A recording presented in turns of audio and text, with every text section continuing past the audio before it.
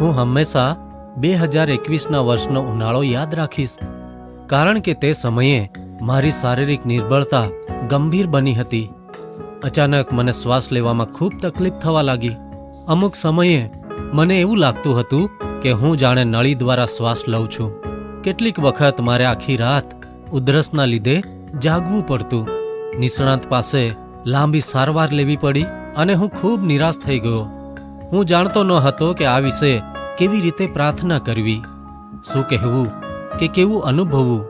પછી એક દિવસ જ્યારે હું ખાસ કરીને ભયમાં હતો, ત્યારે મને લાગ્યું કે ઈશ્વર મને ગીતશાસ્ત્ર 139માં અધ્યાય તરફ દોરી રહ્યા છે.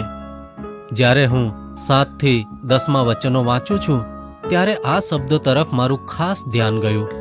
તમારો હાથ મને દોરશે અને તમારો જમણો હાથ મને પકડી રાખશે.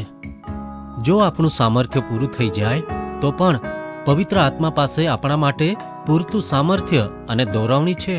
આપણે ગમે તે પરિસ્થિતિમાંથી પસાર થતા હોઈએ, થોભવાનું યાદ રાખીએ અને આપણે જે કાંઈ જોઈએ છીએ તે ઈશ્વર પાસે માગીએ અને વિશ્વાસ રાખીએ કે ઈશ્વર આપણને મદદ કરશે.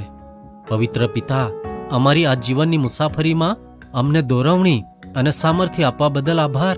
પવિત્ર શાસ્ત્ર બાઇબલ ગીતશાસ્ત્ર 139:9 અને 10માં કહે છે, જો હું પરોડિયાની પાંખો લઈને સમુદ્રને પેલે પાર જઈને વસું તો પણ તારો હાથ મને દોરશે અને તમારો જમણો હાથ મને પકડી રાખશે.